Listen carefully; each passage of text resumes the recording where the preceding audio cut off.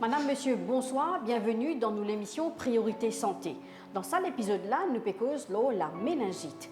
C'est quoi méningite? C'est une inflammation de la méninge. Ça veut dire une membrane qui protège nos cerveaux et la moelle épinière. Qui provoque la méningite? Bien souvent, c'est une inflammation qui est causée par un virus. Par exemple, le virus de la grippe, virus la rougeole, mais il est capable de causer aussi par une bactérie. Dans l'émission de ce soir, nous pouvons découvrir c'est quoi la méningite un peu plus en large et aussi nous pouvons découvrir 20 symptômes et 20 traitements qui sont nécessaires.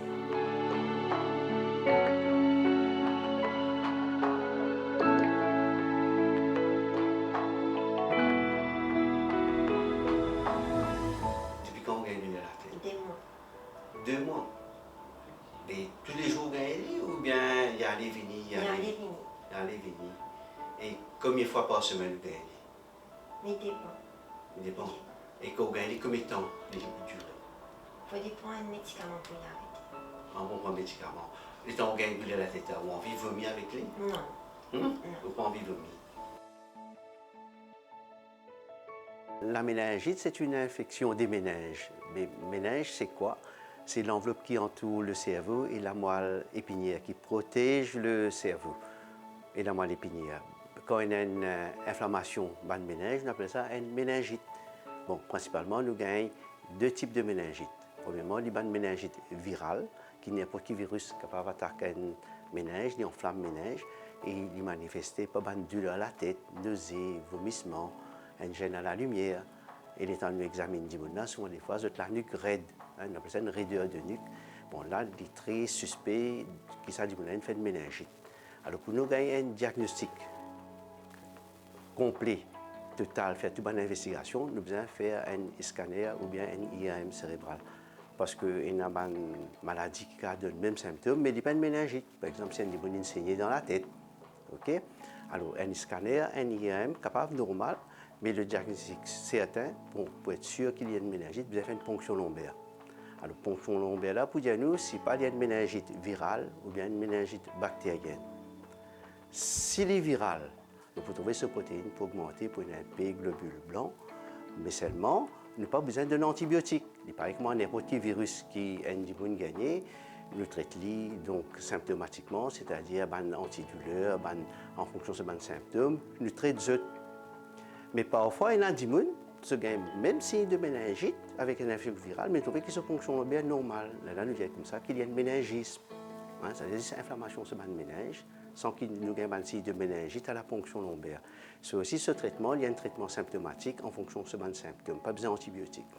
Mais par contre, ce qui est grave, s'il y a une méningite bactérienne, là nous trouvons ce symptôme capable, pareil, mais souvent des fois, de l'état plus faible, plus somnolent, endormi, parfois confus.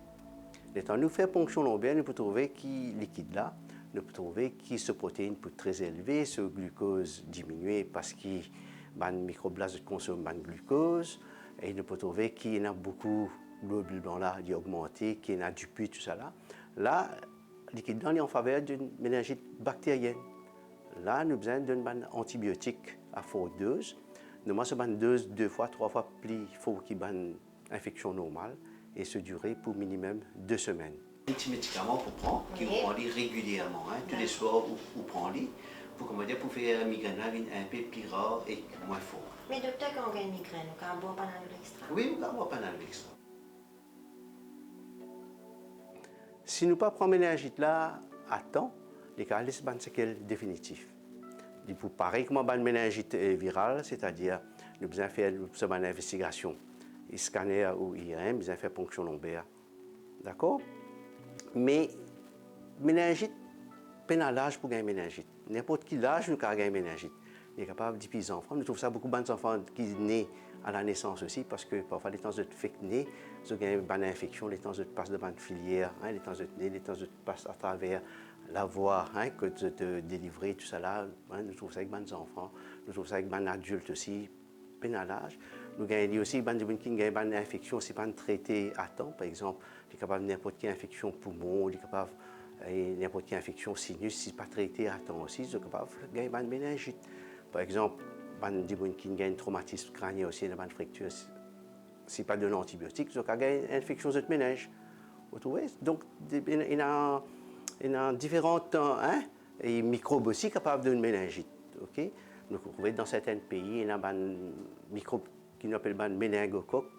Et c'est pour ça que dans certains pays, quand tu as besoin d'aller, tu as besoin de faire vaccin contre méningocoques. Les enfants, à cette heure, nous avons une infection poumon aussi qui s'appelle pneumocoque. Il y a un vaccin contre le pneumocoque aussi. Donc, vous trouvez, les méningites là, il est vaste, mais le tout, c'est qu'ils besoin faire le diagnostic à temps pour qu'ils, comment dire, ne pas rater le diagnostic parce que devant une méningite bactérienne, il y a des séquelles définitives et parfois, ces patients-là, pas traités à temps, il y a des séquelles définitives que le patient-là resté alité, il resté handicapé. Et dans certains cas, il y a mortel aussi.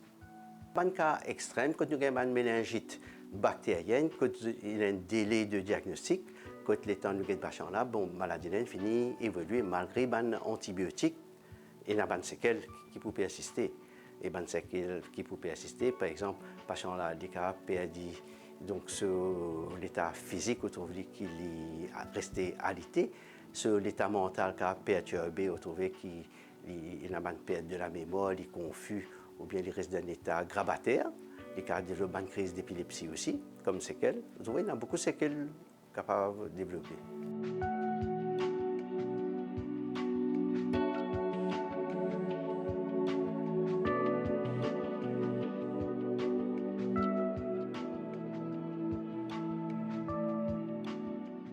La maladie méningite est capable d'être très dangereuse par moment. Nous avons actuellement La maladie méningite est capable d'être dangereuse par moment. Nous avons un membre d'une patiente. Sa patiente-là, l'admet depuis 1 mois. Il peut faire traitement depuis 1 mois. 1 mois paraît beaucoup, mais le traitement peut continuer. Et c'est un membre de sa famille qui peut expliquer nous un petit peu comment la patiente se porte actuellement. Au fait, c'est un moment très pénible pour la famille en ce moment-ci. Nous avons effectivement une proche qui a été diagnostiquée avec une forme très sévère de la méningite. Un diagnostic très tardif, au fait, et qui fait en sorte que la patiente rentre dans l'état assez critique. Et elle a été admise dans un établissement public pour une douzaine de jours, et puis on a transféré dans un établissement privé. Et c'est là qu'on a découvert qu'elle a été atteinte de la méningite.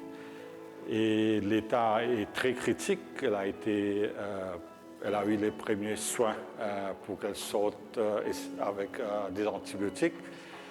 Mais au cours de son traitement, elle a eu d'autres soucis médicaux. Elle a eu un ministre qui fait que son cortex a été affecté et que son traitement prend beaucoup plus de temps que prévu.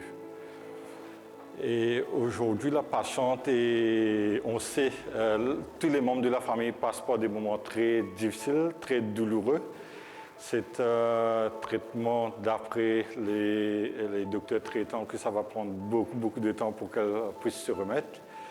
On garde espoir, la famille reste soudée et on essaie de l'encadrer du mieux de notre possible. Là, non, malheureusement, elle est presque dans un état végétal. Et elle doit être alitée à la clinique. Et je ne sais pas trop dire. Et là, vous allez l'emmener à la maison après? Effectivement, d'après les docteurs, là, la prochaine étape, c'est qu'aussitôt qu'elle aura terminé avec son traitement à base d'antibiotiques, on pourra emmener à la maison. Mais là, il faudra faire un autre suivi. Ça va demander une autre organisation de la famille. Tout le monde doit être aux soins de la patiente. On doit voir comment on va s'occuper. Donc, c'est toute une organisation à mettre en place avec tous les membres de la famille pour s'occuper de la patiente du mieux qu'on pourrait. Elle a quel âge? La patiente a 49 ans. Elle est très jeune, c'est pourquoi elle avait des soucis avec son système de neurologie, mais le fait qu'elle a attrapé la méningite, ça l'a mis dans un état très critique, et c'est pourquoi qu'elle est allaitée pour le moment, mais on garde bon espoir qu'elle va se remettre avec le soutien, avec l'encadrement des membres de la famille.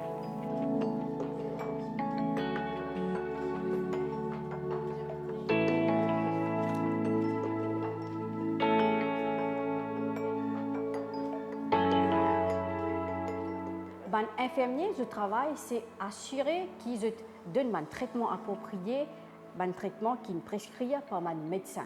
Donc, c'est eux qui sont plus proches avec le patient jour et nuit. Et c'est eux qui informent le médecin quand le patient peut faire un progrès et quand il est instable. Nous avons besoin d'un infirmier qui peut collaborer avec un médecin pour traiter un patient de la méningite.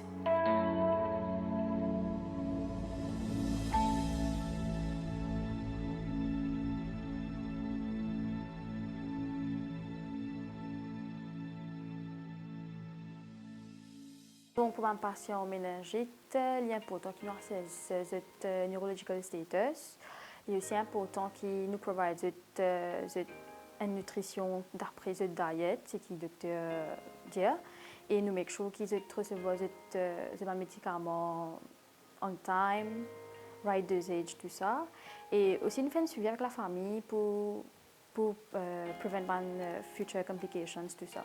En tant qu'infirmière qui nous reste avec un patient jour et nuit, vous pas dire méningite? Patient méningite. Nous, en tant qu'infirmière qui nous reste avec un patient méningite jour et nuit, il est important que nous connaissons nos patients bien parce que certains patients requièrent une special attention parce que certains pas capable, par exemple, pas capable manger pour eux-mêmes et que nous aussi providons une basic nursing care, c'est-à-dire par rapport à l'hygiène, tout ça. Nous donnons des bains quand besoin et que parfois nous aidons pour feeding aussi. Donc la méningite sévère est capable de faire un patient alité. Donc pour nous, quand nous commençons la journée, par exemple, nous venons travailler le matin pour un patient comme ça. Le matin, nous prenons un handover avec nos collègues de la nuit, nous disons nous patients comment il était, etc. Et par rapport à ça, nous prenons un suivi pendant la journée. Donc le matin, nous commençons, nous checkons nos patients, s'il est propre, tout ça, et que par le patient-là, ça requiert un petit peu plus attention. Nous aidons pour manger, nutrition, skincare, et pendant la journée aussi, instruction qui est docteur pour dire nous pouvons suivre ça par rapport à médicaments, tout ça. La méningite, c'est une inflammation qui est capable d'affecter les gens à n'importe quel âge, mais particulièrement les enfants et les adolescents. Il est capable d'affecter par exemple les nourrissons moins de 2 ans et il est capable d'affecter les jeunes adultes moins de 24 ans.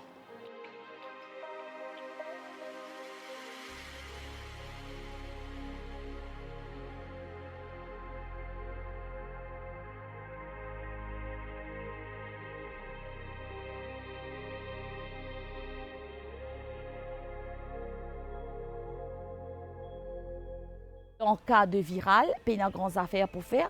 Nous devons juste prendre une précaution, comment nous les enfants la reposer. Nous gardons dans la chambre qui peine dans la lumière trop fort, aussi bien que qui peine trop beaucoup de tapas. Nous rehydrate il pour passer par lui-même. Mais par contre, si les bactériels, là, nous besoin de antibiotiques. Il est très très important qu'ils nous traitent li. Et même précaution à prendre, c'est-à-dire, il est important qu'ils nous gardent dans la chambre qui, ce qu'on appelle dimly light. Avec dim light, c'est-à-dire nous baissons au niveau de la lumière, les tranquille, et nous garder ce intracranial pressure, c'est-à-dire cette pression dans la tête, et c'est garder normal. Donc nous pouvons faire un bed incline de 30 degrés, lève-li, incline-li un petit peu l'eau, se lit l'eau 30 degrés, et aussi garde sur la tête in the midline, au milieu comme ça. Ça c'est une affaire qui peut soulager l'enfant, mais aussi bien important aussi, c'est qu'ils nous donnent les antibiotiques et nous traitent pour ça bacterial infection là. C'est-à-dire qui les autres symptômes capables de gagner si divine un peu plus grave, c'est qu'ils nous quatre aux enfants là pas trop comprendre quand pécosoli. Il y en a ce qu'ils nous appellent altered consciousness, c'est-à-dire ils pas trop comprendre, ils pas trop bien quand nous pécosoli, il y a une réaction delayed, delayed reaction. Alors là, nous pouvons penser qu'il est capable d'avoir une meningitis et il est très important à traiter. Comment nous sommes capables de prévenir, nous sommes capables de prévenir ça? Et comment nous gagnons ça premièrement? Alors, ce risk factor, c'est qu'il y a une place qui est bien crowded. Bien crowded, comme dans une prison, comme dans un marché. Et il est important qu'il nous prenne, nous avons ce vaccin-là de méningite, et il est important qu'il nous prenne quand besoin. Dans Maurice, surtout, on prend ça beaucoup quand je fais pèlerinage. Quand je fais travel, je prends ça parce qu'ils connaissent, je peux exploser avec meningitis dans un grand groupe quand je suis en pèlerinage. Donc, je prends ça l'est là. C'est un petit enfant, bien sûr. Les enfants là pas pour dire nous comme ça, venir dire nous comme ça qu'il la tête peut faire mal. Pour y a les outils que quand les enfants là peut boire, il pas pour boire bien, il fessi, il agacé, il pleurer, et même dans certains cas, il y a des enfants qui ont une convulsion, ils ont une seizure. Donc là, il est très important qu'il dans ce cas-là, nous amène chez le médecin, nous donne nos antibiotiques et aussi nous donne un anticonvulsant, c'est-à-dire nous donne thérapie pour qu'il n'a pas un fits.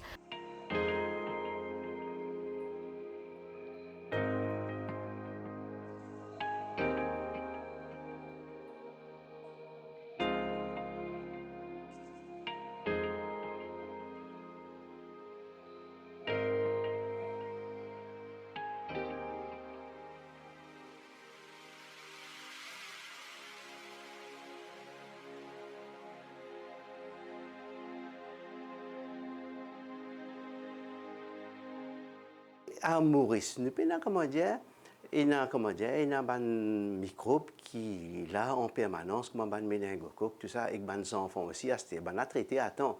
Je suis docteur, même si j'ai une infection pneumocoque, je suis docteur, je traité à temps. Mais chaque année, nous avons quelques cas de méningite. Si nous diagnostiquons à temps, nous traitons sans aucun problème, sans aucune séquelle. Une bonne hygiène de vie, oui, nous trouvons ça avec disons, qui peine une bonne hygiène de vie, par exemple, de une bonne hygiène sanitaire même, hein, disons qu'ils ont une infection facilement, ils vivent dans des conditions pas très hygiéniques, ils ont plus facilement une infection. Et si ils n'ont pas traité l'infection là à temps aussi, ils sont capables de développer une méningite après. La population besoin connaître n'importe qui infection qu'ils ont gagnée. Bon, pas dire que c'est une méningite, parce qu'il est capable d'avoir une pneumonie, il est capable d'avoir une gastroentérite. Si je trouve qu'il n'est pas bien, qu'il est pas aggravé, qu'il peut faire la fièvre, hein, la tête peut faire mal, je peux vomir, l'anémie peut gêner.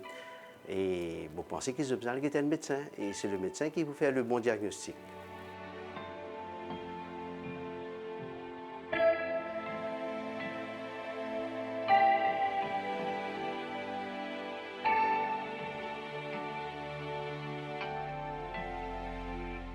Madame, Monsieur, nous l'émission peut terminer ici. Je rappelle que les gens qui à risque de la maladie méningite, c'est surtout les gens qui restent dans un endroit fermé.